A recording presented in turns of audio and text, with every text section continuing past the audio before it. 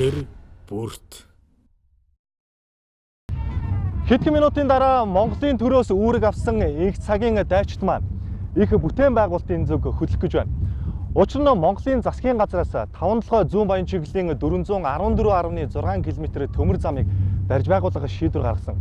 За ингэж шийдвэр гаргахдаа дотоодынхоо нөөц болцоогоор Монголынхоо төмөр замчтаар мөн эр цэргүүд дээр энэхүү бүтээн байгуулалтыг хийх шийдвэр гаргасан юм а. За та бүхэн яг одоо харж байна. Зэвсэг түвшний жанжин штабын дарга хошууч генерал Гамбат яг одоо их цагийн дайчидаа үүрэг өгөөд бүтээн байгуулалтын зүг хөдлөх гэж байна. За тодруулж хэлэх юм бол их цагийн дайчид маань их бүтээн байгуулалтанд оролцохоор 5-7 зүг хөдлөх гэж байна.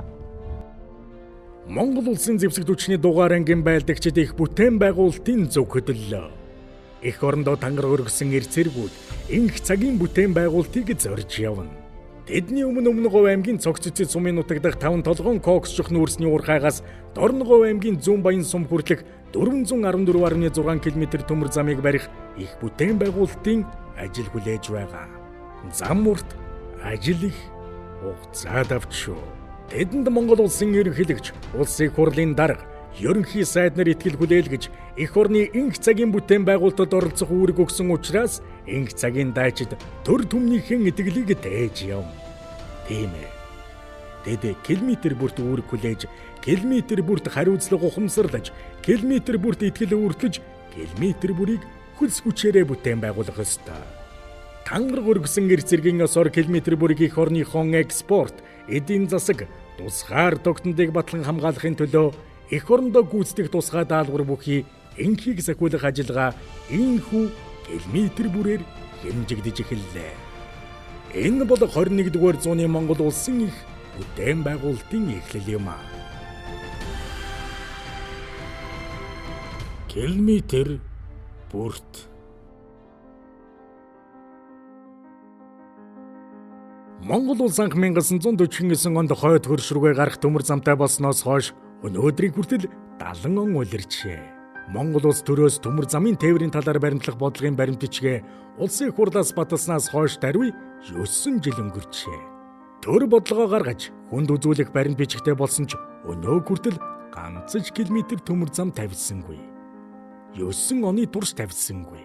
Тавьсангүй ч гэждээ тавиулсангүй. Гадныхны эрх ашигын төлөөлөл болсон төрийн түвшээд Монгол улсын язгуур эрх ашигаа умартаж төрийн бодлогынхон эсрэг ажилласныхон уршгаар 1 км төмөр зам тавьж чадалгүй 10 дахь оныхон зааг дээр ирсэн нь энэ гэлээ. Гэвч Монгол төрийн бодлого язгуур эрх ашигаа тооглож эрхэмсэн нэр бүхий хүмүүсийн зүтгэлээр 2019 оны 2 дугаар сарын 27-ны өдөр үндэсний аюулгүй байдлын зөвлөмж гарсны дагуу 2019 оны 4 дугаар сарын 10-ны өдөр засгийн газар 5 толгоогоос зүүн баянгийн чиглэлийн 414.6 км төмөр зам барих шийдвэрийг гаргалаа. Эдгээр зөвлөмж тогтоолын дагуу төмөр замын бүтээн байгуулалтын ажил ийхүү эхлэж байна. 414.6 км төмөр замыг барьж чадахын нэгэн баталгаа бол Дорн Говь аймгийн Сайн Шандаас Алтан ширээ суманд баригдах Монголын газрын тосны үйлдвэрлэлөө барьсан 27 км төмөр замыг Улаанбаатар төмөр зам хувь нийлүүлсэн нийгэмлэгийн төмөр замчид хугацаанаас өмнө дуусгасан баярт мэдээ юм. Монголын төрөөс даалгасан үүргийг хугацаанаас өмнө чанарын өндөр түвшинд барьж дуусгасан энэ гавья Улаанбаатар төмөр зам нийгэмлэгийн нийт хамт олонд харьяалагдах үйлс билээ. Тэд өдөрт 3 км, 7 хоногт 6 км төмөр замыг өөрсдийн хүчин чадлаар барьсаар энэхүү жил гаруй хугацаанд 27 км төмөр замыг барьж дуусгалаа. Зас бороо элсний шуурганд ажиллалгүй ажилласан Монголынхон төмөр замчдаар бахархаад баршгүй билээ. Таван толгоогоос зүүн баянгийн чиглэлд тавигдах гэж буй 414.6 км төмөр замыг барих шийдвэр бол Монгол улс тусгаар тогтносон түүхийн хуудаснаа анх удаа харин ямар нэг гүрний оролцоо ашиг сонирхлоос ангид Монголын төр бие даан шийдвэр гаргасан бөгөөд энэ төмөр зам нь Евразийн олон улсын нэгдсэн сүлжээнд холбогдсон 100% төрийн мэдлийн өмчөд төмөр зам байхаараа онцлог юм. Хэдийгээр Хягтаас замын үд хүртэлх босоодын хэлгийн төмөр зам Евразийн нэгдсэн сүлжээнд холбогдсон хэдий ч энэ төмөр замын 50% нь Оросын холбооны улсын мэдлэх гэдгийг санаж явахад илүүтэхгүй зэ. Энэ төмөр замыг барихдаа анх удаа дотоодоос санхүүжилттэй Анхудаа Монгол инженерүүдийн зааварчилгаагаар зэвсэгт хүчний дайчдаараа Монголын төмөр замчдаараа тавиулах анхны төмөр зам болно. Хэдийгээр 5 толгоогоос гашуун сухад хүртэл 267 км төмөр замыг 2013 онд Монголын төмөр зам компани 13 туслан гүйцэтгэгч компани авч суурь бүтцийн ажлыг эхлүүлсэн ч Монголын язгуур эрх ашигаас урвсан улс төрчдийн гайгаар ердөө 200 ажлаа зогссон гашуун түүхтэй. Харин одоо цагийн аяс өөрчлөгдөж Монгол төрийн удирдлагууд бүтээн байгуулалтын төлөө Монгол улсынхаа язгуур эрх ашигын төлөө нэгдэж чадлаа. Энэ нэн шин түүх бол 2017 оноос эхэлсэн. Нэн шин түүхийн эхлэл 2019 оны 2 дугаар сарын 27-ны өдөр үндэсний аюулгүй байдлын зөвлөлийн зөвлөмж гарлаа. Энэ зөвлөмжийн утга нь 5 толгоогоос зүүн баянгийн чиглэлийн төмөр замыг 2019 онд эхлүүлж, 5 толгоогоос гашуун сухатын чиглэлийн төмөр замыг 2020 он гэхэд тус дуусгаж ашиглалтад өгөх. Хөрөнгө оруулалтыг Эрдэнэс 5 толгой төрийн өмчит хувьцаат компани татварын дараах ашигаас бонд худалдан авах замаар гаргах чиглэл өгчээ. Энэ зөвлөмжийн дагуу Монгол улсын засгийн газраас 2019 оны 4 дугаар сарын 10-ны өдөр 135 тоод тогтоол гарч өдгөө ажил нь эхлээд байна. Энэ бүтээн байгуулалтын ерөнхий захиалагч нь Монголын төмөр зам төрийн өмчит компани, туслан гүйцэтгэгчээр Улаанбаатар төмөр зам хувь нийлүүлсэн нийгэмлэг, зэвсэгт хүчний жанжин штаб тус ажиллахаар болсон байна. Мөн санхүүжүүлэх арга замыг Монголын төмөр зам компани 750 тэрбум төгрөгийн хаалттай бонд гаргаж, Эрдэнэс 5 толгой төрийн өмчит хувьцаат компани 20 жилийн хугацаатай хүүгүйгээр худалдан авахар болжээ. Энэ бүтээн байгуулалтад Улаанбаатар төмөр зам хувь нийлүүлсэн нийгэмлэг төмөр замын дээд бүтцийг, зэвсэгт хүчний жанжин штаб төмөр замын доод бүтцийг барихаар болсон билээ. Монголчуудын хувьд бол энэ сайхан мэдээ байлаа. Монгол хүн ажиллаж хөдөлмөрлөж бүтээн байгуулж чаддгийн нэгэн жишээ бол Дорногов аймгийн Сайн Шандаас Алтан ширээ сум руу 17.5 км хүнд даацсан автозамыг барьж буй зэвсэгт хүчний жанжин штабын дугаар ангийн байлдагчид. Мөн сум руу 27 км төмөр зам тавьж буй Улаанбаатар төмөр зам хувь нийлүүлсэн нийгэмлэгийн төмөр замчид билээ. Дорногов аймгийн Алтан ширээ сумд бүгд найрамдахын нэтг уулсын 1 тэрбум ам долларын хөнгөлтэй зээлээр газрын тосны үйлдвэр барихаар болж 2018 оны 6 дугаар сарын 22-ны өдөр шав тавьсан байдаг. Хэрв энэ үйлдвэр баригдвал монголчууд анхудаа нефтийн үйлдвэртэй болох юм. Үйлдвэрийн барилгын ажил эхлэхээс өмнө Алтан ширээ сумыг Сайн Шандтай төмөр зам, автозамаар холбох дэд бүтцийн ажлыг 2018 онд багтаан эхлүүлсэн. Энэ төслийн захиалагч нь Монгол газрын тос боловсруулах үйлдвэр төрийн өмчит хязгаарлагдмал хариуцлагатай компани бөгөөд хөгжлийн банкнаас санхүүжүүлж, хүнд даацсан автозамыг нь зэвсэгт хүчний жанжин штабын дугаар ангийн цэргүүд, төмөр замыг нь Улаанбаатар төмөр зам компани төмөр замчид барьж байлаа. Харин энэ нэвтрүүлэг гарахаас өмнө буюу 2019 оны 5 дугаар сарын 22-ны өдөр Улаанбаатар төмөр замын замчид 27 км төмөр замаа тавьж дуусгалаа.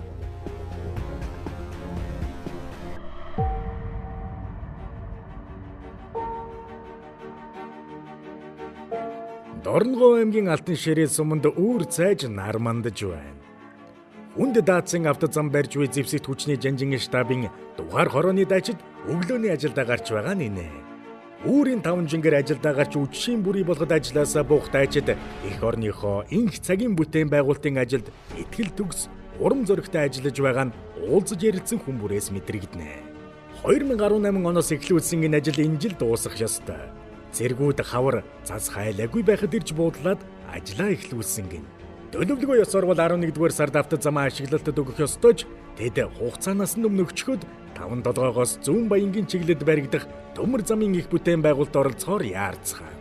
Цэргүүд цас орсон ч, нүүр нүдгүй элсэн шуургас шуурсан ч, бороо орсон ч ажиллаа хийн. Учир нь тэд бол тангар өргсөн эр цэргүүд. Тэд их орны даалгавар биелүүлж яваа дайчид.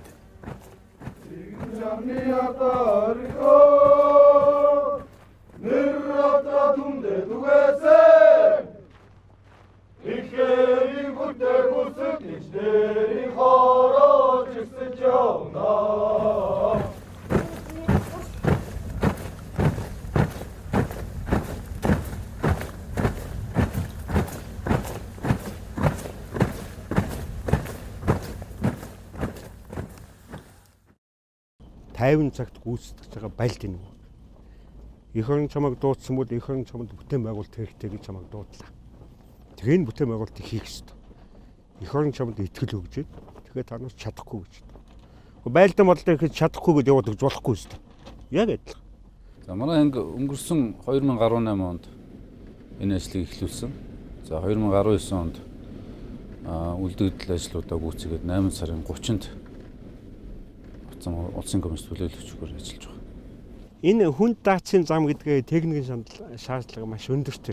Та өөртөө гэсэн тийм хүчлэлтийн уюуттай байна. Хуурай үеийн хамгийн их нэгт нь 98% ба түүнээс дээш гэсэн одоо техник шаардлагатай, нэвтрүүлэх шаардлагатай. Шаардлага нь их өндөр учраас тэгээд алхам бүрт биднээсийг одоо хянаж зөв тавьж ийн үгүй юу гэд. Бид ч гэсэн хянуулах үедээ анхны том бүтээн байгуулалт учраас энээс одоо шалтгаалж биднээс зэвсэгт хүчний нэртв. Тэр дотор манай инженерийн гэдэг тодтолтой инженеруудын одоо нэр төрлийн асуудал ярьж байгаа байхгүй. Тэгээ энэ одоо энд ажиллаж байгаагаар би бол бахархаж байна. Сайхан энэ том бүтээн байгуулалтын ажилд гар бие оролцож явж байна. Энд олон залуучууд ажиллаж байна. Энийг биднээс ямар нэг хүч давж гарах хэрэгтэй. Зэвсэгт хүч нь тэр дор инженерийн цэгийн хувьд бол асар том нэрхэндийн асуудал байхгүй. Тэгэхээр энийг хийхин төлөө инженер гэсэн нэр зүүсэн хүн болгон зүтгэж байгаа байхгүй. Зам ангийн офицер, ахлагч, хугацаа зэргийн албан хаагчид хийж буй ажилдаа итгэл үнэмшилтэй, багархалтай, итгэл төгс ажиллаж байхад харин Улаанбаатар хотод нийгмийн сошиал сүлжээгээр зарим нэг хүн цэргүүд юу ч хийж чадахгүй, төмөр замыг цэргүүдээр бариулна гэдэг үлгэр зэвсэгт хүчнээс тэр бомтон төрөх гэж байна. Тэд зэвсэгт бослог гаргуул аюултай хэмээн цэцэрэгсээр. Энэ цэцэрхэл, энэ басамжлалт оромжлолыг Монгол улсын баатар Батүл улсын хурлын гишүүн Элдвочр хаян Хэрванаар тэргүүлв. Эрдэнийн Батүл бол Монгол улсын баатар цолтой хүн билээ. Батүлээс өмнөх Монгол улсын баатрууд бол эх орон газар шорооныхон төлөө цусаа урсгаж амиа өргөсөн үрд мөнхөд дурсагдах гавьяат хүмүүс байдаг. Харин Батүл ганцаараа цагийн мананд ганц ч удаа зогсож үзээгүй хэрнээ элбэгд орчин тодруулсан Монгол улсын баатар билээ. Гэтэл энэ хүн зэргээр ажил хийлгэх сургаар зэвсэгт хүчин зэвсэгт бослох хийх гэж байна. Зэвсэгт хүчнээс тэр бомтон төрөх нь цэргийн дэглэм тогтох гэж байна хэмээн удаа дараа мэдгдэл хийсэн нь монголчуудын дургуутслыг төрүүлэх болжээ. Зэргээр инх цагийн бүтээн байгуулалт хийлгэх гэхээр л энэ хүн дайн самун Гитлер Сталин гэж яриад эхэлдэг нь эцэстээ сэтгэл мэдрэлийн өвчин гэлтэй үзэгдэх болов. Харин Батулгыг Сталинын Гитлерийн сүнсийг босгож ирэх юм гэж би яаж мэдэх юм? Ийм арчил сүйдэлтэн гэж ийм коммунист, ийм цэргийн коммунист байна гэж би яаж мэдвэ? Би өөр одоо энэ бол маш аюултай зүйл рүү. Одоо удахгүй байж тээ Венесуэл шиг болох гэж шүү дээ. Чи цэрэгт очиж ажил хийн. Цэрэгт очиж бүтээн цэргийн компани болж одоо цэргийн нэгж болж бүтээн байгуулалтанд оролцох юм шүү дээ. Зам барих нь, төмөр зам барих нь. Энэ нь шүү дээ нийгмээ цэрэгжүүлэх гэж байгаа ийм аюултай зүйл рүү явж байна. За удахгүй бас бүр эн чинь улс төрийн хувьд их аюултай болж эхэлнэ. Асар том бүтээн байгуулалт одоо эхний ээлжинд 800 тэрбум төгрөгөн дээр одоо зэвсэгт хүчин орж ирэх гэж байна. За нөгөө төрөөс төрсэн тэрбумтон гэдэг шиг одоо нөгөө зэвсэгт хүчлээс тэрбумтон бизнес төрөх нэ. За одоо эдгээр эрх ашигыг хамгаалаад төрийн эргэлт хийвэл яах юм? Бизнесээ булаалахгүй тулд юу ч хийж мэднэ шүү дээ тэр чинь. Тэгвэл яах юм? Үнэхээр энэ Монгол улсын баатар хүн тий. Тэгээд баатар гэдэг чинь ямар хүнийг баатар гэдэг вүлээ тий. Цусаа асгаруулж явсан улсад баатар цологддог. Тэр хүн одоо ямар байдлаар баатар авсан одоо хамаалга. Хамгийн гол нь тэр сайхан эрхэм алдрыг өрцөн зэвсэг төчнөө цэрэг дайчтай тэг дорд үзэж байгаа нь л одоо үнэхээр эмзэглэн шүү дээ байхгүй юу. Тэрний хэлж ярьж байгаа энэ төрлөг сонирн байгаа. Ийм л юм дээр бид нэр бас эмзэг ханддаг. Монгол улсын батлан улсалбар зэвсэгтүүчнлүү Монголын нийгэм одоо маш мухагаар ингээд төрхөж байгаад зүгээр жирийн албаач байгаа биднэрт бас үнээр тусдаг. Бид Монгол улсын ерөнхийлөгчдээр цуглаад батлан хамгаалахын сайд, зам тээвэр хөгжлийн сайд, за засгийн газрын хэрэглэхийн дарга оюун эрдэнэ сайд бид нар байжгаад яг тохирсон схем нь юу гэхээр үндсэн одоо хөрөнгө мөнгө барьж явах газар нь захиалагч байгуулга. Энэ Монголын төмөр зам. Монголын төмөр зам энэ бүх хөрөнгийг захиран зарцуулах хэрэг нь тэнд байгаа. Манайд орж иж байгаа хөрөнгө юу орж ирэх вэ гэхээр бидний үйл ажиллагааны зардлыг Монгол төмөр замаас ерөнхий гүйцэтгэгчээр дамжуулаад бидэд өгнө. Түүнээс зэвсэгчин одоо ингээд аваад би өнөөдөр тэр бомтон болоод мөнгийг ийш тийш цацах тийм ойлголт байхгүй. Энэ бүх юм хяналттай. Тэгээд ингэж бид хяналттай байж ээж энэ мөнгө төгрөгөө хэмнжээж тэгжээж бид нар Монгол залуучууд, Монгол инженерүүд, Монгол хүн энэ бүтээн байгуулалтыг хийж чадна гэдгийг үзүүлэх юм л зорилт. 5 толгоогоос зүүн баянгийн чиглэл тавигдах 414.6 км төмөр замыг бүтээн байгуулахад туслан гүйцэтгэгчээр зэвсэг түвшний жанжин штаб оролцох болсон нь нийгмийн анхаарлыг татсан нь мэдээж хэрэгвэлээ. 1990 оноос хойш Монгол улсын батлан хамгаалах салбар урууданд оройтож, барилгын цэргийн ангиудыг татан буулгаж, техник тоног төхөөрөмж, үйлдвэр, барилга байшингийн олигархууд ямар ч тендергүүгээр хуан завшсан нь түүхийн гашуун үнэ. Батлан хамгаалах салбарын үе үеийн сайд нарыг аваад үзэхэд дандаа мэрэгжлийн бус хүмүүс тавигдаж, тэд Монголын цэрэг армийг өөдөн татах биш, харин дон дээрэмдэх зорилгоор очиж байгаа юу гэлтэй санагдана. Үүнийг дагаад цэрэгт явах залуусын итгэл үнэмшил буурч, эх орноо батлан хамгаалах цэрэг их оронч сэтгэлгээ ном зохиолдол үлдэх шахсан нь бас үнэ. Харин өдгөө 5 толгоогоос зүүн баянгийн чиглэлд барих төмөр замын бүтээн байгуулалтад цэргүүдийг оролцуулах болж тэдэнд 2 сая төгрөгийн цалин олох болсноор зэвсэг түвшний нэр хүнд сэргэж эхэллээ. Харин энэ бүхний эсрэг өнөөхөл Монгол улсын баатар хамгийн түрүүнд ийм мэдэгдэжээ. За дээрэс нь одоо компаниуд ажлын байрг болох юм байна, тийм ээ. Бүтээн байгуулалт хийдэг компаниуд ажлын байрг болно шүү. Тэгээд бол ажлын нэг үйл заавал цэрэгт байх хэвээр, цэргийн байгууллага байх хэвээр. Компаниуд одоо бүгд форм өмсөд одоо цэрэг болоо. Тэгээд цэргийн анги нэгтгэл болж одоо бүтээн байгуулалтын ажилд орох болчих гээд шүү дээ. Үнэ үү? Өөрөөр хэлбэл энийг заавал цэрэгээр хийдэг нь яаж байгаа юм бэ? Төмөр замын энэ бүтээн байгуулалтад цэргүүд биш хувийн компаниуд орох боломжтой байсан уу гэвэл байсан. Харин тэд 3 нугарсан их хүн хэлсэн учраас төр өөрөө бүтээн байгуулахаар шийдэжээ. Тэгээ энэ өөрөө улс оронд одоо маш олон талаар ашигтай байна. Яг гэж нэхэр нэгдүгээр тийм 414.6 км замыг монголчууд өөрсдөө барих. Тэгэхээр зэрэг монголчууд та нар барьж чадахгүй гэдэг юм бол манайхаа орж ийн л доо. Гэхдээ бид нар барьж чаддгийг сая алтан ширээтэй харуулчлаа шүү дээ. Тэгээ энэ хоёр дахь нь бол төмөр замын өртөг 3 дахин байгаа. Биднэрт гадныхны санал болгосон өртөг бол 3.2 сая доллар. 1 км төмөр замын өртөг. Дотоодод байгаа зарим нэгэн компаниудын санал болгосон үн бол 2.8 сая доллар.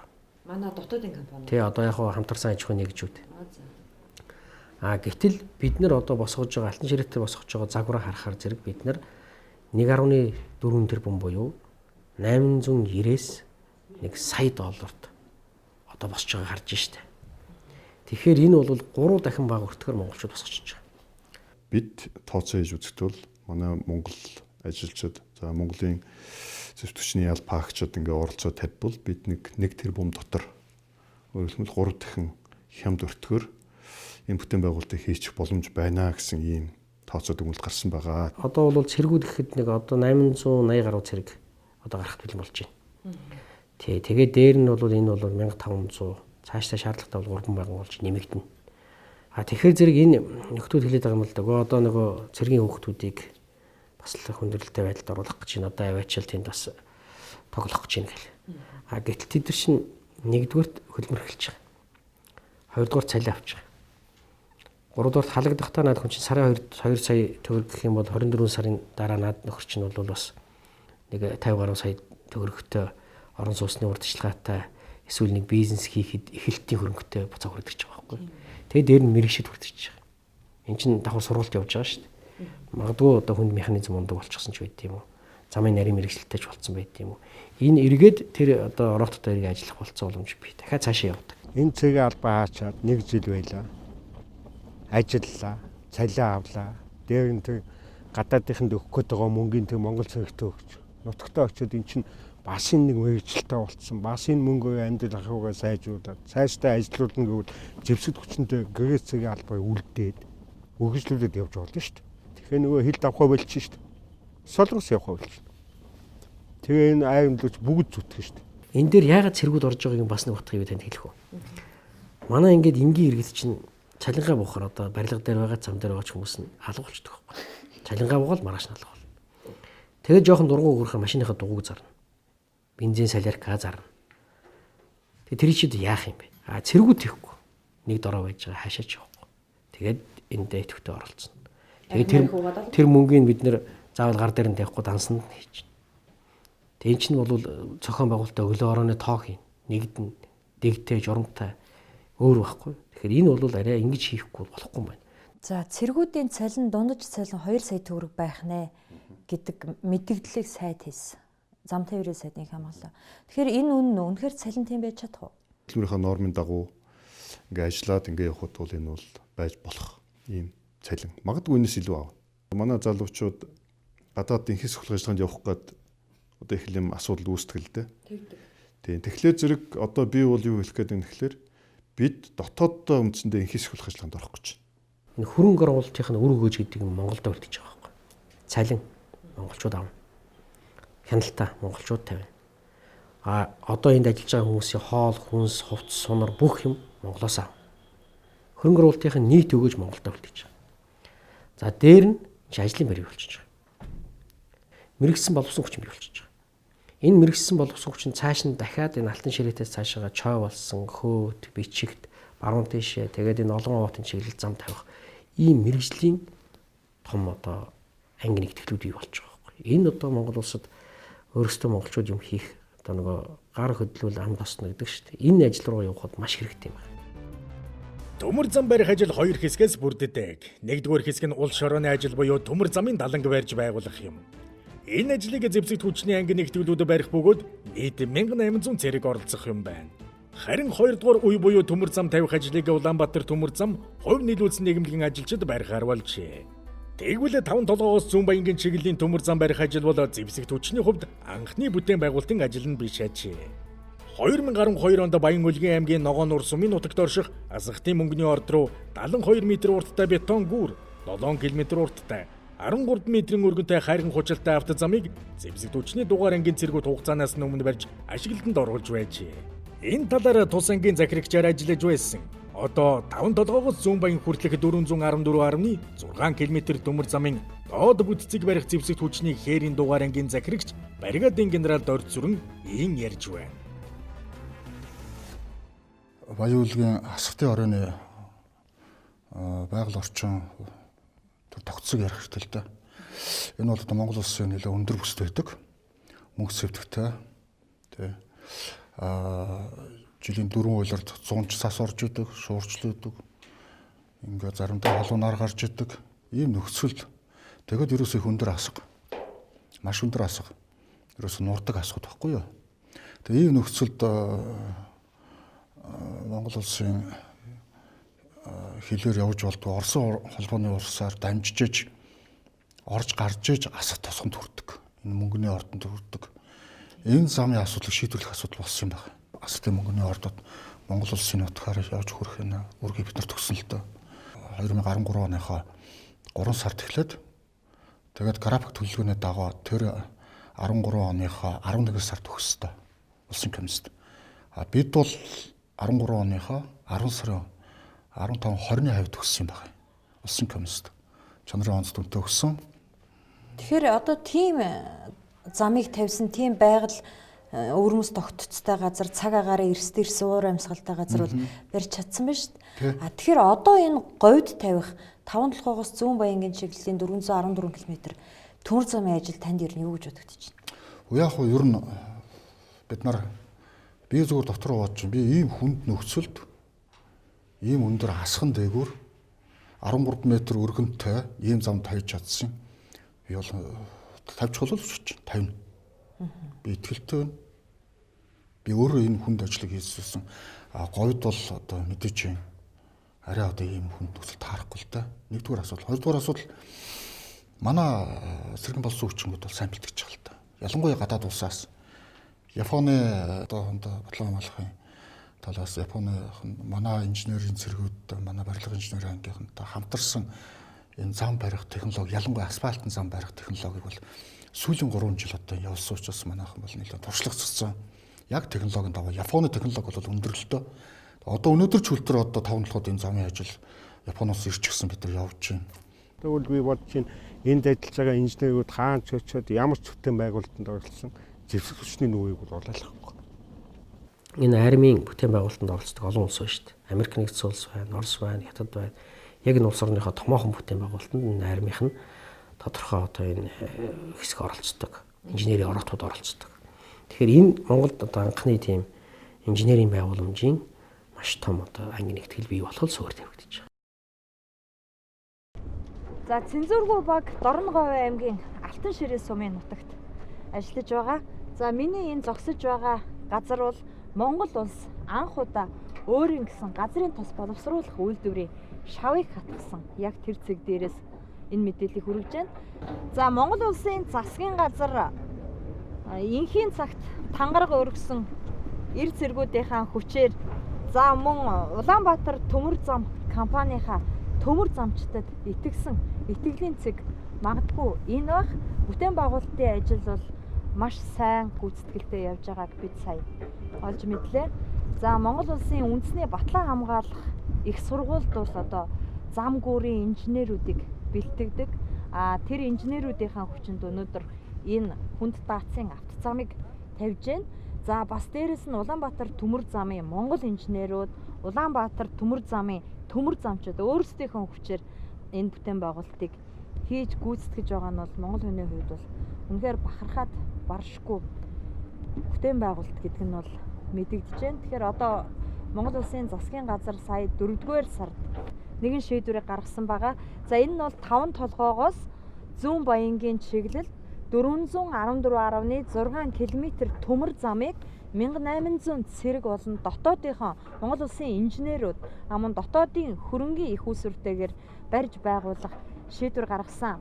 За энэ шийдвэр зөв байсны баталгаа бол сай шандаас алтан ширээ хүртэлх төмөр замын бүтээн байгуулалт мөн хүнд даацын автозамын бүтээн байгуулалт бол баталгаа нь болж байгаа гэдгийг бид нүдээр үзлээ. Ингээд Монгол инженерүүд бол ажил хийж чаддсан байна. Монголын цэргүүд бас ажил хийж чаддсан байна. Монголын төмөр замчид ажил хийж чаддсан байна гэдгийг сай шандаас алтан ширээ сум хүртэлх энэ бүтээн байгуулалт бол харуулж байна. Өмнөговь аймгийн цогц цэцэн сумын нутаг дахь 5 толгойн коксчих нүүрсний уур хагаас Дорноговь аймгийн зүүн баян сум руу барих 414.6 км төмөр зам нь Харамхтай, Манлай, Хараатуул, Цагаан сувраг, Төвхөм, Дадын хар толгой, Дулаан уул, Зөөвчөвөө, Оюутулаан, Өндөр жавхлан, Хашаатын говьгсэн уурхаануудыг дайран өнгөрнө. Энэ төмөр зам нь 5 толгой, Харамхтай, Цагаан сувраг гэсэн стратегийн 3 орд газар.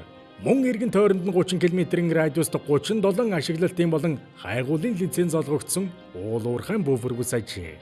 5 толгойн коксчих нүүрсний ордод 7.4 тэрбум тонны нөөцтэй бол Харамхтай орд 38,438 кг алт, 347,000 тонн зэсийн нөөцтэй. Харин Цагаан сувраг гэхэд 11,127 кг алт, 1,611,000 тонн зэс, 66,168 тонн боливдéний нөөц тогтоогджээ. Энэ төмөр замаар тээвэрлэх хийхэд 1 тонн ачааг 3 центээр тээвэрлэх бөгөөд 414.6 км зам туулахад нийт 12 Америк долларын өртөгтэй болох юм байна. Стратегийн зорилгын гол одоо амин чухал асуудал юу гэдэг зэрэг ер нь альва улсын төмөр зам болвол дотоодынхоо одоо үндсэн магистраль шугамтай бол заавал холбогдсон байх ёстой. Энийг бол одоо мэдээж бодлогоор одоо хийж гисэн байж байгаа. За хоёрдугаарх нэг асуудал нь бол бид бүгд бол одоо судаачид зарим улсууд ярьж байгаагаар бол одоо ганц улсын одоо хараат одоо байдлаас одоо яаж ингэж олон гарцтай болох гэж одоо нэг улсаас одоо хараат тусаар ингэж одоо юмыг одоо бүтээгдэхүүн бол байх нь бол одоо зохимжгүй гэж үздэг боловч яг ачир дээрээ бол гарц олон байхыг хэлээд байгаа юм. Ер нь бол өөрөлдөх юм бол энэ хэлийн цаана очиход энд нэг одоо компани юм уу нэг хэсэг одоо хүмүүсийн одоо комеди трейдерүүдийн асуудал болдог. Бид энэгээр нэг гарцтай болчвол энд нэг сонирхол байна. Энд нэг сонирхол байна. Энд нэг сонирхол байна. Энд нэг сонирхол байна. Энд нэг сонирхол байна, тийм ээ. Энийг бол одоо төмөр замын одоо стратеги төлөлтийн чухал асуудал гэж үзэж байгаа. Нэг улс хэдэн ч тэнд олон сонирхол бий. Тэнд өрсөлдөөн бий. Худалдааны үнийн хэлбэлцэл бий. За 5 толгой. За Харамхтай. Энэ одоо алтны 38,438 кг, зэсийн 347,000 зэсийн нөөцтэй энэ том орд. Манлай 2,458,500 тонн нүүрсийн нөөцтэй. Нүүрстэй. Хараатуул бас тээзэг нэгдэж байгаа. Цагаан сувраг 11,127 кг малтны нөөцтэй. Сая 611,2 тонн жисийн нөөцтэй. 66,168 тонн молибдены нөөцтэй юм том орд. Төхмийн орд, дадын хараг толгой орд, дулаан уулын орд, зөөвч чов, оюут тулан, өндөр жавхлан гэдэг энэ бүх ордууд энэ километрээс 28.5, 30, 38, 30, 13 гэдэг ийм зайд байж байгаа байхгүй. Ерөөсөө 30 км-ийн радиуст байж байгаа. Тийм байна. Тэгээд дээр нь чинь цагаан сувраг, 5 толгой, оюут толгой ингээд ийм 3 том стратеги ашиглалтад ордог шүү дээ. Харамгтайч одоо бас харамгтайч юм байж байгаа шүү дээ. Харамгтайч өөрөө том шүү дээ. Одоо алтны 38,438 кг алтны нөөцтэй ордог шүү дээ. Энэ том орд. Тэгэхээр энэ зам дагсан хөгжил чинь өөрөө ордогоо эдийн засгийн эргэлтэнд оруулахад дэд үтцтэй байх хэрэгтэй байхгүй юу? Тийм учраас энэ ордуудыг цаашдаа эдийн засгийн эргэлтэнд оруулахад энэ ордуудыг цаашдаа одоо үн цэнийг өсгөхөд дэлхийн зах зээлээс мөнгө босгоход энэ төмөр зам туйлын ачаал бүгдэлтэй зам байхгүй. Энийг л бид нар сайн ойлгох хэрэгтэй. Бид бол энэ шугамыг барьж байгуулсаар бол эхний одоо байдлаар бол тээврийн коридор бий болно.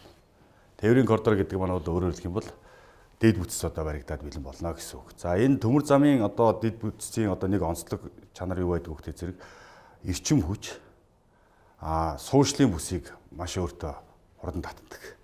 Ийм онцлогтой.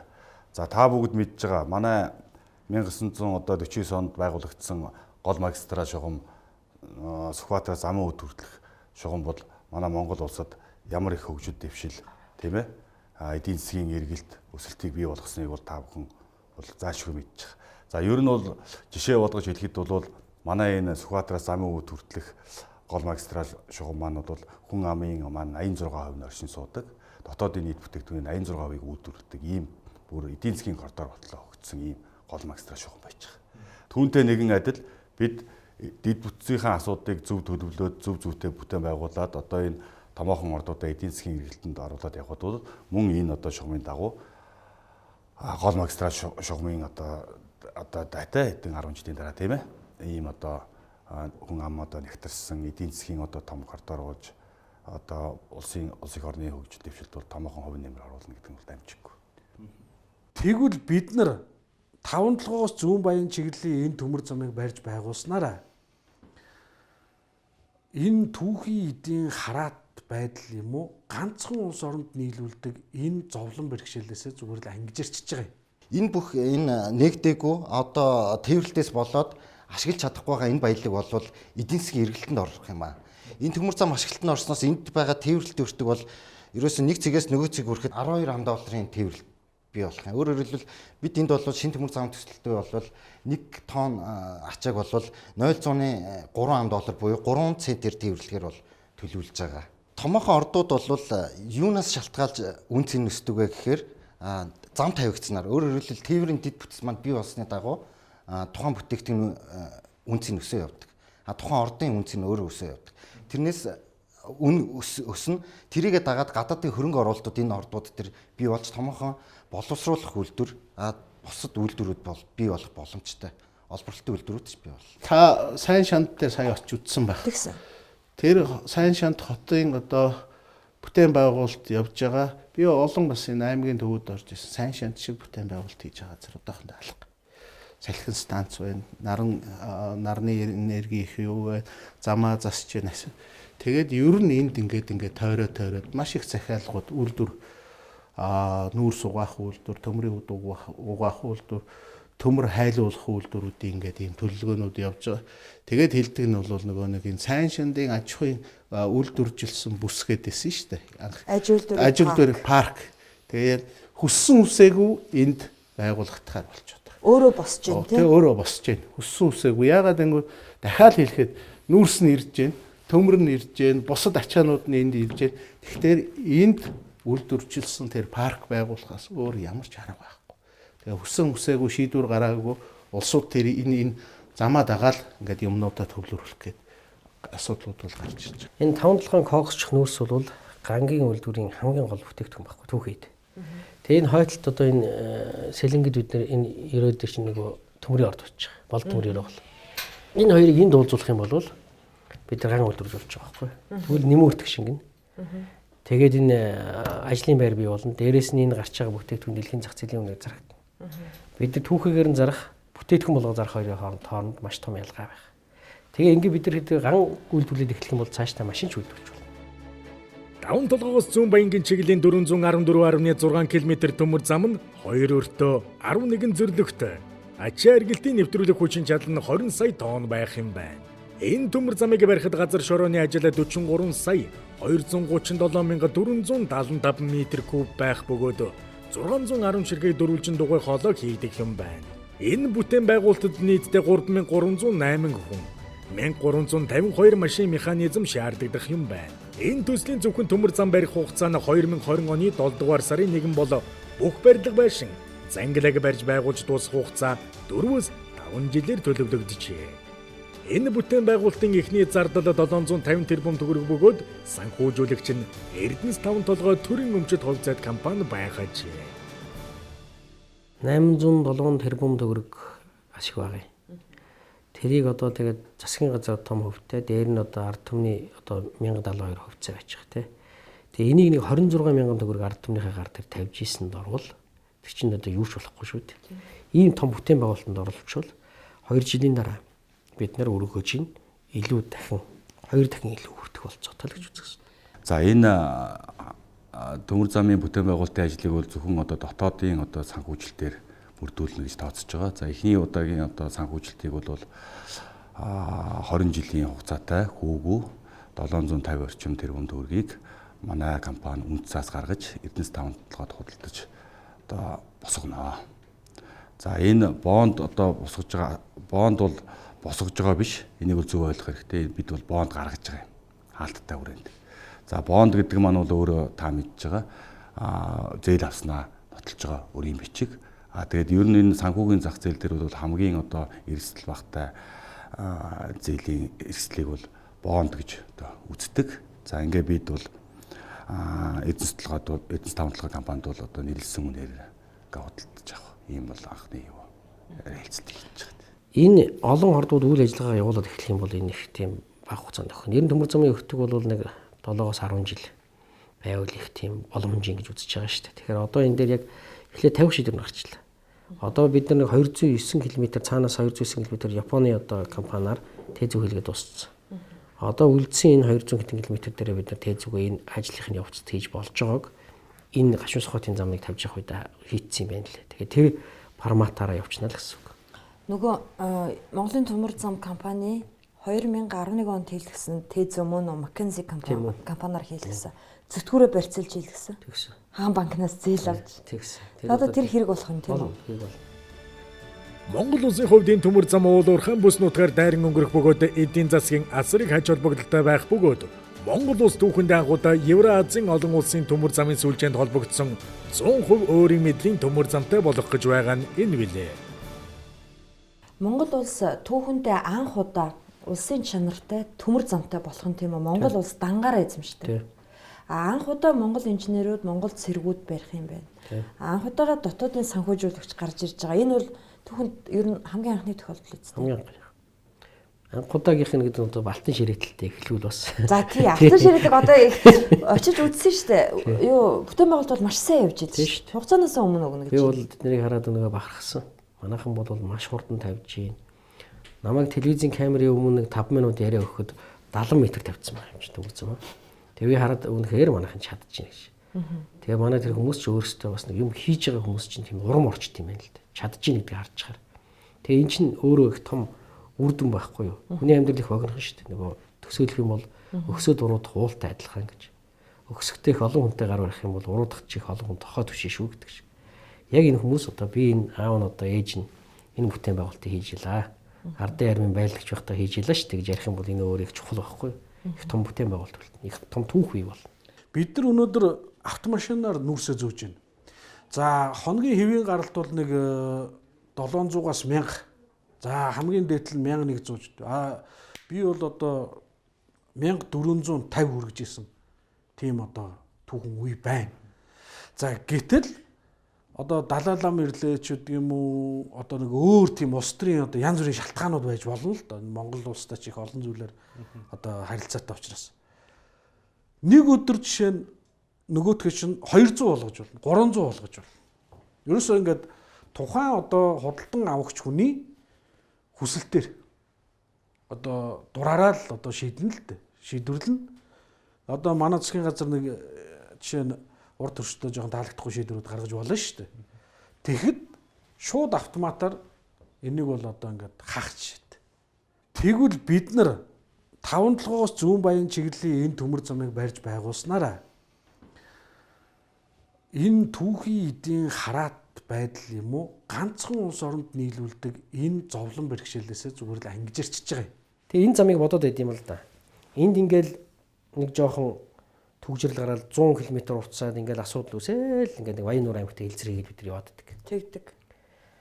Тэгвэл энэ ингээд явход ийшээгээ ч гарч болж байгаа байхгүй. Цаашаага одоо бид нар хоошоогоо Орос руу гарчихна. 68.6% хөнгөлөлтөд явна. Тэн дээр очиход нүүрсний өртөг дахиад бид нар нэмээд зарчиж болж байгаа. Дээрээс нь бид нар энэгээр энэ одоо энэ замаар дамжаад алтан ширээtийн замыг цааш нь үргэлжлүүлээд Чоолсон, Хөөт, Бичигт, тийшээ Иренцав, Славьевск нэгээр авчиж болж байгаа. Одоо манайх чинь ингээд ерөөсө ухаан худаг гашуун сухатаар гарч байгаа шүү дээ. Тэр Баян нуур сумын засаг дарагч одоо баг манай улстай хилцэл хийх хэмжээний хүн байт юм л шүү дээ. Тэр хүнээс очиж гуйдаг нөгөө машинуудын цуваг явуулаад өгч идэг гэдэг юм. Энэ нэг олон улсын бомб биш учраас л тэр нөхөрт хийгээд байгаа байхгүй. Тэр олон улсын бомбд бол бид нар хүнээр хятаар тустай хийн шүү дээ. Олон улсын бомб болох асуудлыг сая ерөнхийлөгч ажилтар тавьсан. Болох ёстой л доо. Энэ чи 90-ээс том бомб болчихлоо шүү дээ. Ачаа эргэлтийн хувьд 90-ийг давчиж байгаа. Тэгэхээр энэ дээр бид нар олон улсын бомб болох асуудлыг ярихгүйгээр энэ асуудыг шийдэж чадахгүй. Монголчууд бид 1990 оноос хойш худалдаа 8 хийх зорилгоор замын үүдээр бүгд найрамдах хятад ард улс руу байнга нэвтэрч худалдаа хийсэн. 1990 онд зах зээлийн нийгэмд шилжих үед бүгд найрамдах хятад ард улсын ирэн хот гэж ямар байсныг монголчууд бараг бүгдээрээ санаж байгаа. Хэдэн шавар амбар, маш бүдүүлэг хоол ундны газартай өдөөний нэг бүглүүд тосгон байсан билээ. Харин одоо ирэн хотын хөгжил огт өөр болсныг шагшин гайхацгаана. Монголчууд л ирэн хотыг хардаа ирээнийг монголчууд л хөгжүүлсэн хэмээн шогшордог. Тэгвэл өмнөгөө болон Дорногов аймагт хил залгаа орших бүгд найрамдах хятад ард улсын Баян нуур сум гэж бий. Энэ сумаар манай улсын 5 толгой нүүрс дамжиж Шинхua компани нүүрс угаах үйлдвэр төрж угаагдаад үнэн нь хэд дахин өсч цаашаа худалдагцаар олон жил боллоо. Энэ хооронд Баян нуур сумын нэг хүнд ногдох дотоодын нийт бүтээгдэхүүн нь Монгол улсын нэг хүнд ногдох дотоодын нийт бүтээгдэхүүнээс 3 дахин их бөгөөд өсөлтөн жилдээ 7-оос 7.8% өсч хөгжлөн дэлхийд гайхагдаж эхлэв. Тухайлбал Баян нуур сумын нэг хүнд ногдох дотоодын нийт бүтээгдэхүүн нь жилд 18,857,689 төгрөг бол Монгол улсын нэг хүнд ногдох дотоодын нийт бүтээгдэхүүн нь жилд 6,285,896 төгрөг байх жишээтэй. Баян нуур сумын дотоодын нийт бүтээгдэхүүн нэг жилийн дотор 2 их 80 төгрөгөөр өсч 2017 онд 91.5 тэрбум юан буюу 33 их 80-д хүрсэн нь Монгол улсын төсвөөс 3.6 дахин их болжээ. Энэ сумын хөгжилд Монголоос машинаар тээвэрлэгдэж буй нүүрсний аж буян их билээ. Харин гашуун сухайд ганц модны бомбоор Монголоос хэдэн машин нүүрс оруулах эсвэл ерөөсөө оруулахгүй байхыг Баян нуур сумын засаг дарга мэддэг болоод удаж байна. Байс хийгээд л хил дээр машин овоорч 100 км урт цуваа үүсдэгийн учрын манай улс нүүрснээсээ голлох экспортын орлогоо бүрдүүлдэг. Улсын хурлын баталсан улсын нэгдсэн төсвийн орлого согт тутвал манай улсын сангийн сайд тэр бүхэл ерөнхий сайд нь Баян нуур сумын засаг дарга хэн нэг царайжлах болдог. Тэрхүү засаг даргатай ямар ч олон улсын хилэлцээр дээвэрлэлт олон улсын стандарт яриад нэмэргүй. Учир нь гашуун сухад ганц модны бомб бол олон улсын бомб биш. Зүгээр орон нутгийн чанартай бомб билээ. Манай улсын ямар ч том дарга хятадын нэг сумын засаг даргаас жижигхэн байх нь хувь заяаны шоглоом гэлтэй. Бас нөгөө талаас нь бодож үзвэл Монгол улсын голлох экспортын түүхийд болох нүүрсээ олон улсын бомбтор гаргаж чадахгүй байгаагийн зоёос билээ. Харин 5-7-оос зүүн баянгийн чиглэлийн төмөр замыг тавьж чадвал бид энэхүү их хэвтэр байдлаас аж ангижрах боломж бий болно. Километр бүрт. Одоогоос 9 жилийн өмнө 2010 онд төрөөс төмөр замын тээврийн талаар баримтлах бодлого гарсны дараа 2011 оны 2 дугаар сарын 10-ны өдрийн Улсын их хурлын 15 дугаар тогтоолоор шинэ төмөр зам төслийг санхүүжүүлэх шийдвэр гарсан. Төр нэгэн шийдвэр гаргасан тул Монголын төмөр зам төрийн өмчит компани техник эдийн засгийн үндслээ яарвчих хэрэгтэй гэж үзээд Маккензи компаниар шинэ төмөр зам төслийн 1-2 дугаар үеийн 1100 км төмөр замын техник эдийн засгийн үндслийг хийлгэсэн. Гэхдээ санхүүжилт байхгүй улмаас Монголын төмөр зам компани 2 зүтгүүрээ барьцаалж хаан банкнаас зээл авсан байдаг. 2011 оны 3 дугаар сарын 17-ны өдрийн төрийн өмчийн хорооны 107 дугаар тогтоолоор Монголын төмөр зам компаниг хаан банкнаас 5 сая долларын зээл авахыг зөвшөөрсөн нь бий. Энэ бол түүх. Жаахан ичгэвдэрч гэсэн үнэн түүх. Энэ талаараа тэр үеийн зам тээврийн сайд одоогийн ерөнхийлөгч Батулга юу ярьж байсныг эргэн сануулъя. 2008-аас 12 онд зам тээвэр барилгын байгуулалтын яамны сайд байсан.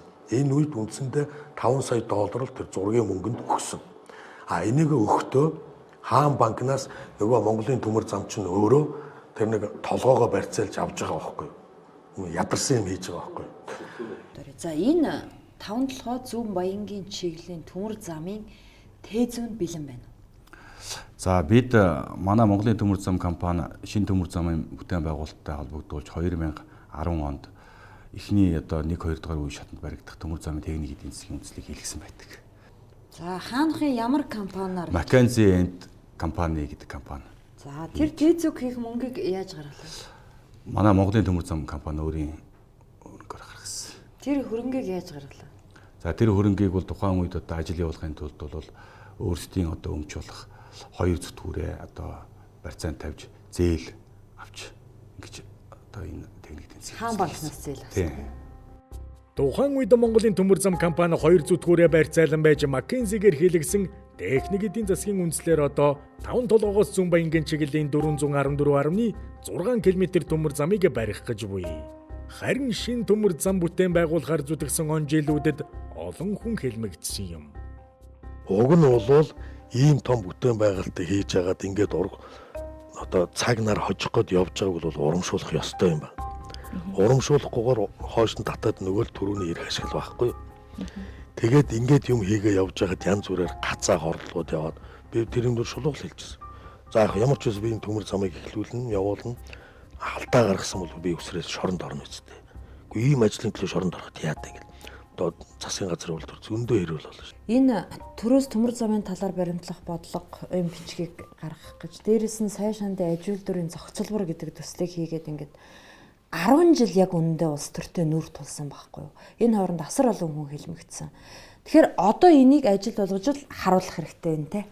Энийг чинь хүмүүс айгаад за боли одоо энийг хийгээд айгүй болов шоронд орох юм байна гэдэг. Барьж зүрхэлж хийдэг хүн чинь хоорхон болчиход байна шүү дээ. За одоо ажил хийснийхаа төлөө одоо ингээд муу нэртэй болох нь амьдарч болох нь тэгээ айгүй бол одоо харагдсан байх нь болиё гэж. Гэхдээ тэгээ бүгд тгий суугаад ах юм бол энэ улс чи яаж хөгжих юм бэ? Хин нэгэн зориглоод хийгээд аваад явъя л да. Хамгийн гол нь цагаан дээр хараар энэний тооцоонууд нь байж байгаа шүү дээ. За ер нь тэгээд эцэст нь хандаж хэлэхэд бол 5 толгой зүүн баянгийн энэ төмөр зам Монгол улсын энэ олон гайхамшигтай эрдэс баялагын уурхай ордуудыг дайраад гарч байна. Энэ төмөр замыг барьж чадахгүй бол өнөөдөр бид нар 414 км төмөр зам барьж чаддгүй улс гэж байгаад яах юм? 414 км төмөр замыг барьж чадахгүй, тэрийг санхүүжүүлж чадахгүй бол энэ эдийн засгч нар, энэ банк санхүү, энэ мундаг цэжид дэлсэн том доктор профессорууд байгаад яах юм? Энэ төмөр замыг одоо барьж чадахгүй бол төмөр замын инженерүүд гэж өөрсдөө одоо элдвүүдээ дээр одоо гоё чимгэлж магтаж ярьдаг хүмүүс одоо тэгж яриад яах юм?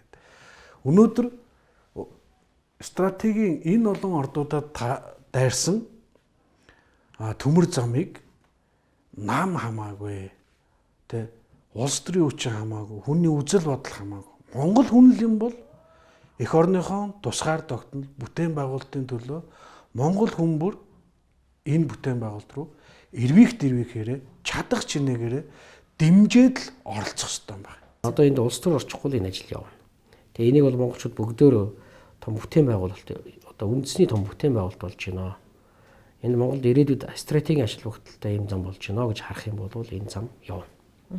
Энэ замыг 70 шороо оолох гэж байна. Хин нэгэн хүмүүс энэ дээр мөнгө хийх гэж байна, идэх гэж байна, уух гэж байна гэж харах юм бол явахгүй. Тэгэхээр энийг бол зөв талаас нь хараасаа гэж бодож байгаа. Таван толгоогоос зүүн баянгийн чиглэлийн төмөр замыг барих шийдвэр гарсан тэр цагаас хойш таван толгоогоос гашуун сугаад хүртэл овоолоод орхисон шороог хэрхэх вэ? Энэ далангаа дуусгаач ерөнхийлөгчөө гэсэн цамаархал нийгмийн сүлжээгээр мэрсээр үзэгдэх болов.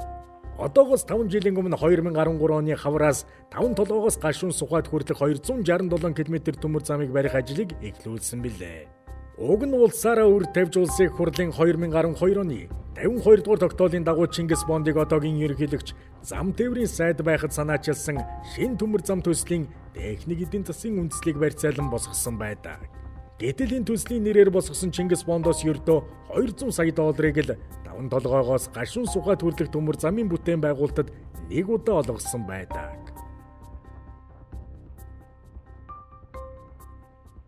Ерөөсөн монголчууд ба шүү дээ тийм ээ гашуун сухад таван толгойд тэр 256 км төмөр замыг барья гэж анх улсын хурлаас 5 тэрбум долларыг одоо үндэсний том бүтээн байгуулалтууд хийхийн тулд улсын хурлын тогтоол гаргасан байт.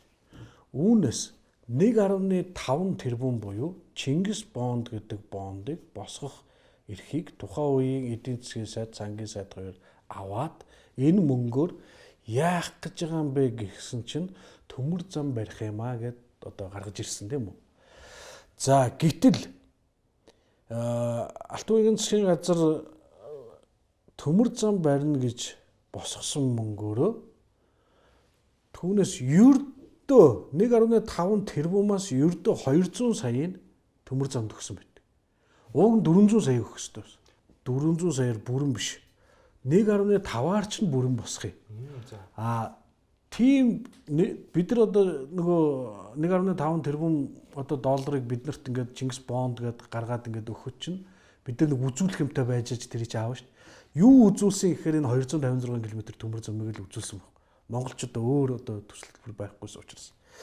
За ингээд үзүүлээд энэ мөнгийг босгосон харамсалтай нь бид нар төмөр замаа бариаг. 200 сая доллар өгсөн 200 сая доллараар нэг шороо овоолт тавьсан. Үлдсэн 200 сая доллараа өгөөч гэсэн тухайн үеийн эдийн засгийн сайд нь өгөөг. Хэрвээ 1.5 тэрбум төмөр замдаа гүйцэд өгсөн бол үгүй ядаад тэр 400 сая долларын гүйцэд өгсөн бол өнөөдрийн төмөр зам бол арай өөр өнгө аястай байх байсан шүү. 2013 оноос эхлүүлсэн төмөр замын доод бүтц буюу далангийн ажилд 13 туслан гүйцэтгэгч компани ажилласан бөгөөд ердөө 200 ажиллаад зогссон билээ. Учир нь Монголын засгийн газар гүйцээж барих мөнгөө көс татгалцсан юм. 200 ажилласан энэ далангийн урт 207 км үргэлжилдэг бөгөөд 4 ус зайлуулах хоол 8 гүүр барьсан бөгөөд нийт 9.2 сая метр куб газар шорооны ажил хийж гүйцэтгэжээ. За энэ 5 дахь гашуун сугай чиглэлийн төмөр зам бол нийт одоо төслийнхаа бол 52% гүйцэтгэлтэй. За газар шороо далангийн ажил бол 86% гүйцэтгэлтэй. За гүүр хоолой одоо бусад инженерийн байгууламжууд бол мөн одоо 52% гүйцэтгэлтэй байж байгаа. За энэ 5 дахь гашуун сугай чиглэлийн төмөр замын одоо байгаа ажил дээр бол аудит ороод 200 одоо 70 сая одоо долларын одоо хөрөнгө оруулалт байна гэж баталгаажуулаад тэгээ манай компани балансанд бол албасаар бүртгэлтэй байж байгаа. Өмнө энэ зам дээр ч бол Германы Deutsche Bahn гэдэг компани хөндлөнгийн хяналт тавьсан шүү дээ. Тэд нар бол маш сайн тавьсан байл. Тэгээ одоо энийг сая одоо Шинхуагийнхан China Energy-ийн ирж үзээд энэ зам бол ашиглаад бүр болцоотой байна. Нөгөө домогт 267 207. За энэ төмөр энэ одоо даланг яах юм? Энэ даланг одоо цаашаа явах бүр болцоод шүү дээ. Одоо бид нар 207 гэдэг энэ тэг дээр бүх юм одоо маш нарийн хийчихсэн. Энэ зам дагуу кампууд бий болчихсон. Одоо шууд энэ дээр хөрөнгө оруулалтын асуудал шийдэгдэхэд явах болцоотой. Тэг яагаад энийг явуулах байгаа юм бэ гэж асууд юм л да. Энд нэг хоёр юм байд. Нэгдүгээр нь бол энэ 703 704 гэдэг багны хооронд цэг зөрчсөн байхгүй. Манайхан цэг зөрчсөн гэдэг ингэж зөрчсөн гэж болгоод байд. Өндөржилт зөрчсөн. Өндөр намн зөрчсөн. Өндөр нам зөрчсөн. Энд манай талдаа бол 1500 байхгүй. Тэгээд доошоо буужгаад 1500 дээр очиж холбогдох юм. Тэгэхээр яг манай талын хилийн тэр хэсэг дээр хотхор учраас бид нар 28 м-ийн өндөртэй тэгээд нэг 4.7 км урттай гүүрэн байгууллагууд байх хэрэгтэй болж байгаа. Тэрнтэй аж холбогдох 28 м өндөртэй 5 давхар байшин шиг байна. Дотоодын компани хийж чадахгүй байна. Тэгээ энийг хийхэд технологи тав. Доор хаяж 2 жил болж байж тэр одоо гүүрийн одоо бэхжилт янз янзын болно. Тэгээ холбохын тулд бид нар нэг энд садлалт бэрхшээлт асуудал байна. А хэрвээ 207-оос 699-аар гараа явуул бид нар талдайг гаргаад явчихж байгаа. Гүүрэн байгууламжтай барихгүй. Тэгэх юм бол 207-оос 18 км яваад хятад гарчиж байгаа байхгүй юу?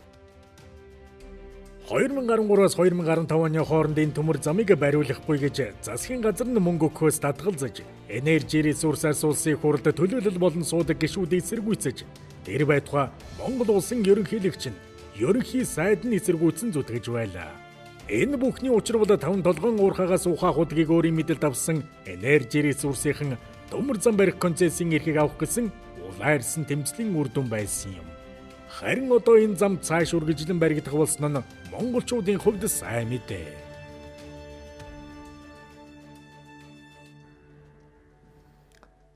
Түүхэнд хэрвээ гэж үг байдаггүй. Гэхдээ л монголчууд бид анхныхаа ерөнхийлөгчийг сонгоход тэр цаг үед Эрдэмтэн доктор Лодонгийн төдөв Пунсалмагийн очир бат хоёр өрсөлдөж байхад өрх бүр үйлдвэрлэгч бай гэсэн их эрдэмтнийхээ үгийг үл тоож газар нутгаас сэндийчилж алтаа авахыг гэсэн Пунсалмагийн очир батыг сонгосноор байгалийн баялгаа түүхийгээр нь зөөдөг ядуу орн болох түүхэн сонголтыг бид өөрсдөө хийсэн. Түүхэнд хэрвээ гэж үг байдаггүй. Гэхдээ бид алдаа оноогоо ойлгосон бол засах боломж бий. Малын түүхийд газар доорх байгалийн баялгаа түүхийгээр нь зардаг ядуу орноос аж үйлдвэрчсэн хөгжингүй орн болох боломж бидэнд бий гэдгийг санах ёстой. Монголчуудын ажиллаж амьдрах хамгийн дуртай улс бол бүгд найрамдах Солонгос улс. Гэтэл энэ улс 1960 он гэхэд дэлхийн хамгийн ядуу орны тоонд багтаж байлаа. 10 хүн дутмын нэг нь сүрээ өвчт, өсөглөн, гуйланчлалд улс даяараа нэрвэгдсэн байжээ. Дайнд огтхон ч ялж үзээгүй энэ улс Японы иргэшээлд дарлагдан зүдэрч Солонгосын хойгийн 38 дугаар өргөргөөр хуваасан хоёр Солонгосын хоорондох дайнд туйлдж ядарсан ямар ч үйлдвэрлэл байхгүй. Улс төрийн нөхцөл байдлаас нь болоод ямар ч улс хөрөнгө оруулалт хийдэггүй туйлын ядуу орн байлаа. 1970 он гэхэд идэх юм олдохгүй улмаас өвсний үнцийг модны холтостой нунтаглан идэж амиа зогоодог ард түмэн байв. Гэтэл 1970-аад онд манай улс аж үйлдвэрчсэн бүтээн байгуулалт эд өрнсөн хөгжиж яваа улс байлаа. 1970 оноос өмнө аж үйлдвэрчиж хөгжиж явсан Монгол улс 1970-аас өнөөг хүртэлх 50 жилийн хугацаанд малын түүхийд болон байгалийн баялгаа түүхийгээр нь зардаг ядуу буура аж үйлдвэргүй дээрээс нь авилгалд идэгдсэн орн болжээ. Харин 1970 онд модны холц өвсний үндсээр голоо зогоож байсан өмнөд солонгосчууд өнөөдөр эдийн засгийн үзүүлэлтээр дэлхийд 13-т бичигдэж аж үйлдвэрчсэн, технологичсон, шинжлэх ухаанчснараа дэлхийд гайхагдсан 72 сая хүн амтай дэлхийд тэргүүлэх их гүрэн болжээ. Тэд хөгжиж бид уламд доройтсны шалтгаан юу вэ?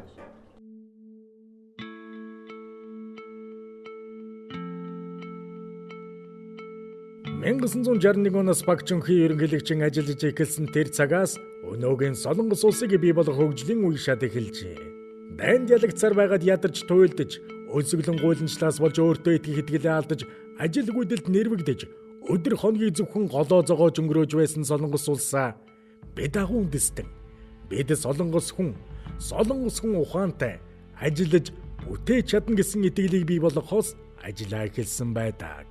Баг ерөнхийлөгчиг улсаа удирдах эхлэхэд дэлхийн олон орн зээл өгөхөөс татгалзаж, улсын сан хөмрөгтөө 100 хүрэхгүй сая долларт экспорт огтхонч байхгүй байжээ. Харин Германаас анхны 100 сая долларыг зээлж оронд нь уурхайчин зөвлөгчтэй ажиллах хүч болгон өгсөн байдаг. Энэ мөнгөөрөө 40 аж үйлдвэрийн цогцлбор байгуулж экспортоо нэмэгдүүлэхийн тулд дөрийн өмчөд томоохон компаниудыг бодлогоор байгуулжээ. Пакийн байгуулсан 40 аж үйлдвэрийн цогцлбор бүс нутгуудынхаа хөгжлийг тодорхойлсон томоохон төвөд болж өргөжсөн түүхтэй. Анх 1 тэрбум долларын экспорт хийхийг зорилгоо болгож байсан Солонгос улс баг ерөнхийлөгчийн дөрийн эрх барьсан 19 жилийн дотор Солонгосын экспорт 448 дахин өссөн гайхамшигт түүхтэй.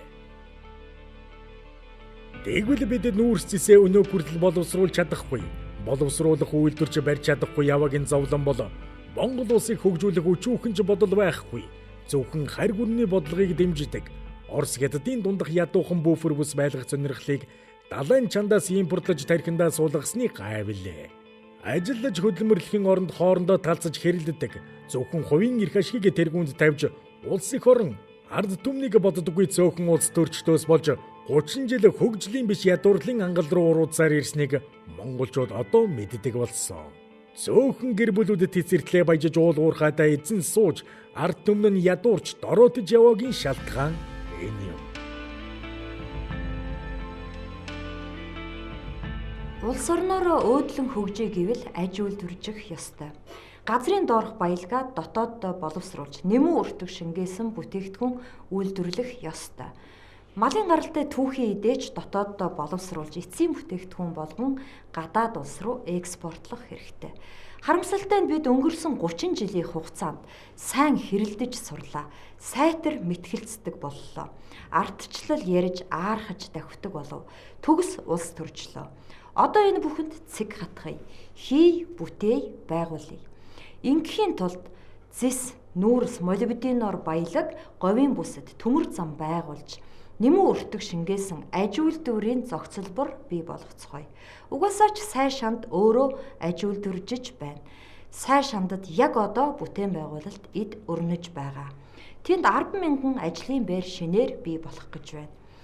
Ингээхийн тулд зөвхөн энержи ресурсэл үйлдвэр байгуулах ёстой. Тэд үйлдвэржих ёстой гэсэн ойлголтыг төрийн бүх шатнаас авч хайцгаая.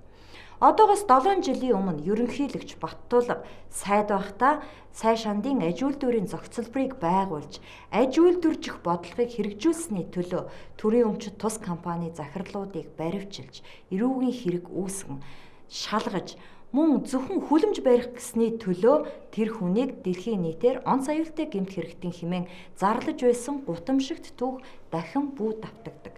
Одоо хийж бүтээцгээе.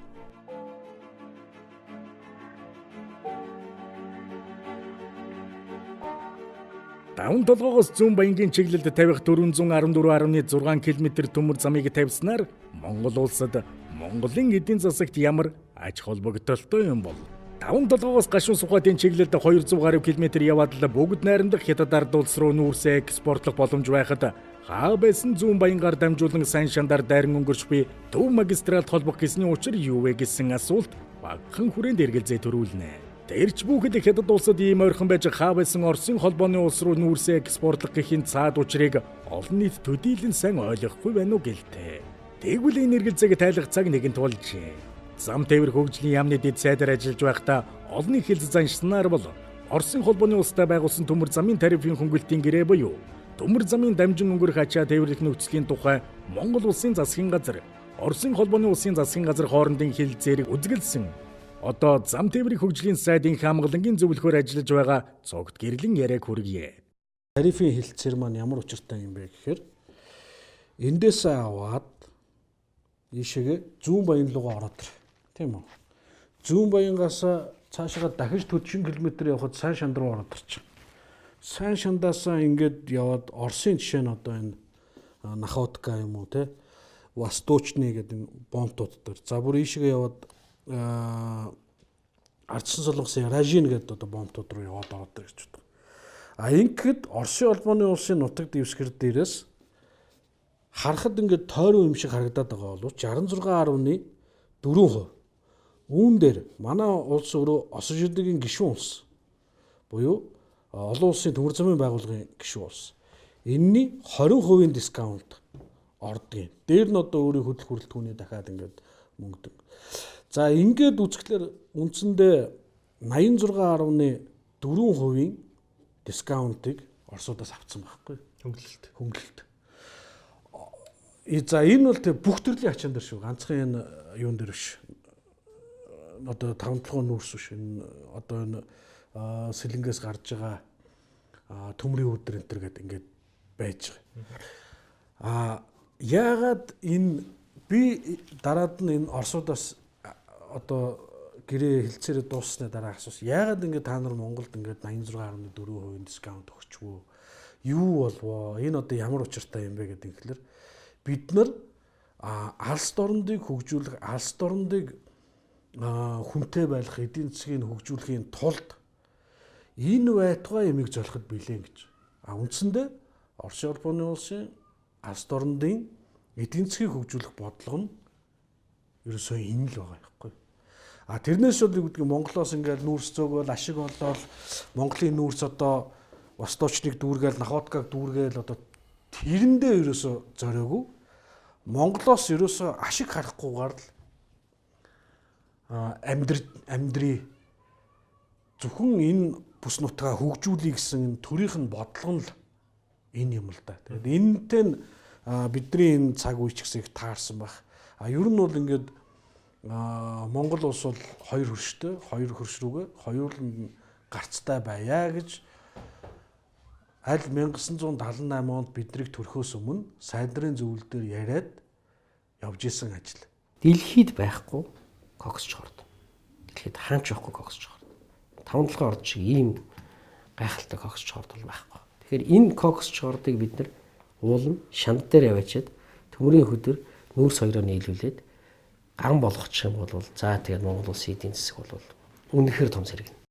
Одоо яг 5-7 зүүн баян чиглэлийн төмөр замын одоо гарцуулбал за мэдээч хэрэг энэ төмөр зам маань өөрөө ингээд хоорондоо холбогдож байгаа учраас гашуун цохоотой гарц гэж үзнэ мөн үү тийм ээ. Яг 5-7 маань өөрөө нэг уурхай. За эндээсээ яваад бид зүүн баян ороод ханги мандлаар 2 дахь гарцсан. Замын үүд дээрээ 3 дахь гарцсан. Ийм 3 гарцтай болоод одоо гол магистралтай холбогдсон юм чи мөн хойшоогоо 4 дахь гарцтай болж байгаа төмөр зам. Гарцсан хэвд. 5-7 чиглэлийн энэ 414.6 км зам ашиглалтанд ороход энд 3000 ажлын байр бий болно. Зүүн баян ханги мандлын чиглэлийн 270 км ашиглалтанд ороход дахиад 2000 бий болно. Тэгэхээр нийтдээ 5000 ажлын байр энэ хоёр төмөр замыг одоо барихад бий болж байгаа. Дээр нь сайн шанд өөрөө яг энэ зүүн бүс рүү явах замын хаб болж байгаа байхгүй.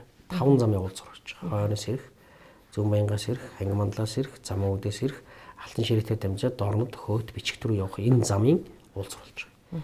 Тэгэхээр сайн шанд бол Яванда Монгол улсын 2 дахь том төмөр замын өртөө болно. 2 дахь том төмөр замын хот болно.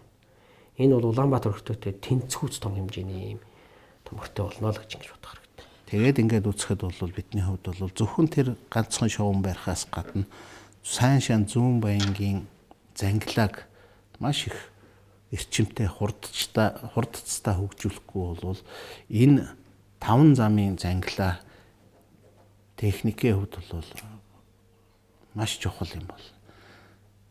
Тэгээд одоо байж байгаа тэр шин замаас гадна Улаанбаатар төмөр замын зүүн баян сайн шандын оройны зангилаа бол маш том өөрөг гүйцэтгэж болно одоо хаб болох юм. Тий, сайн шанд яг 5 зангилаа болно гэхээр энэ зүүн баян 5-7 зүүн баян чиглэлийн 414.6.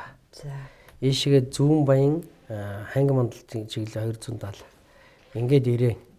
Ингээд орцол унаас төв зам. Алтан болог тий. Ийшгээ алтан ширээ. Ингээд ийшгээ яваад хөөт бичигт. Ийшгээ яваад Славиус гэрэн цав. Энэ замуудын уулзар болж байгаа. Ингээд 5 зам. Тэгэхээр энэ өөрөө бол маш том өртөө болно гэсэн үг. Энэ хаб өртөөн дээр одоо төмөр замын салбарт ажиллах ажлагчдын тоо дахин нэмэгдэнэ. Энэ дээр 3000, энэ дээр 2000. За ийшээ барихаар тэгээ хэдэн мянга шулах. Тэгэхээр энэ бол төмөр зам дагсан амьдарал бол яг энд. Тэгээ дээр нь ажилтнууд дагсан амьдарал энд бол хөгжнөө гэж үзэж байгаа. 5-7 ордоос зүүн баянгийн чиглэлд баригдах 414.6 км төмөр замыг эхлүүлсэнтэй холбогдоод Дорногов аймгийн Сайн шанд хотод төмөр замын 5 зангилаа бий болгожээ. Энэ нь Улаанбаатараас Сайн шандаас замын үүд, 5-7-оос зүүн баянгаас ханги мандал, Сайн шандаас хөөт гэсэн 5 чиглэлээс ирэх ачаа. Мөн энэ 5 чиглэлээр экспортлогдох ачаа эргэлт галт тэрэгний хөдөлгөөнийг зохицуулах томоохон төв байгуулагдах юм байна. 5 замын зангилаа болсон энэ төвд нийт 5000 хүн ажиллах бөгөөд Сайн шанд нь аж үйлдвэр тээвэрлэлт, ачаа эргэлтийн томоохон бүс нутаг болон өргөжих бөгөөд Улаанбаатарын төв өртөөнөөс том өртөө зангилаа бий болж хүн амын сууршилт, хотжилтод томоохон нөлөө үзүүлж стратегийн чухал ач холбогдолтой нэгэн том хот бий болгох нэ. Улаанбаатар төмөр зам хувь нийлүүлсэн нийгэмлэгийнхэн энэ 5 замын зангилаа төвийн техник эдийн засгийн үндэслэл болон ажлын зургийг хийж байгаа юм байна. Монголчууд бол өөрсдөө бүх юмаа чаддаг байх хэрэгтэй. Өөрсдөө бүгдийг чаддаг байх хэрэгтэй. Одоо тэр түүхий идэ боловсруулдаг байх хэрэгтэй. Төмөр замаа тавьдаг байх хэрэгтэй. Боловсрол соёлын ухаанаа хөгжүүлдэг байх хэрэгтэй. Тариа ногоогоо тариад идчихдэг байх хэрэгтэй. Нефтийн үйлдвэрээ боловсруулад машин унаага чөлөөтэй унцдаг байх хэрэгтэй. Монголчууд өөрсдөө л чаддаг болох хэрэгтэй. 400 хэдэн километрийг бол 70 км манай инженерүүд, эмчилтийн инженерүүд, манай талбай инженерүүд бол ерөөдөө цоглох зүрх ер нь өнгөрсөн тангадаа эзэн байна гэсэн зорилго бол байх. Галзуул чадна. Яг одоо би өөр хэмжилтийн инженер гэдэг ажиллаж байгаа. Яг хэмжилтийн миний яг зүүн баян төмөр зам дээр хэмжилт хийхэд бол надад яг шаардлагатай одоо юу гэдэг орчин үеийн бид нар тийм багц төвчлөх юм бол миний хувьд бол тэр төмөр замын хэмжилтэн дээр ямар тийм намтын тулгамдах тийм асуудал бол байхгүй. Ажилчдын чадна гэдэгт бол 100% итгэлтэй байна. Бид энэ төмөр замыг бол Монгол инженерүүд, Ахмад инженерүүдийн дуршлаг, залуу инженерүүдийн онлын мэдлэг юм хийж бүтээ гэсэн одоо ориглон сан хүсэл мөрөөдлийн үндсэн дээрээс бол барьж байгуулахад бол бүр итгэлтэй байна. Тэгээ бид бол энийг хийж чадна уу? Чадна. Тэгэл ганцхан. Монгол улс анх удаа өөрийн бие даасан шийдвэрээр Монгол инженерүүдийн удирдлагаар Монгол цэргүүдээр Монголынхан компани санхүүжилтээр Евразийг холбосон олон улсын төмөр замын сүүлчээнд холбогдох 414.6 км төмөр зам барих бүтээн байгуулалтын ажил энхүү шуударчээ. Тэдний километр бүрт хариуцлага, километр бүрт үүрэг, километр бүрт Монголын минь эдийн засгийн тусгаар тогтнол бий. Тийм ээ, километр бүрт алдах эрх үгүй билээ. Километр бүрт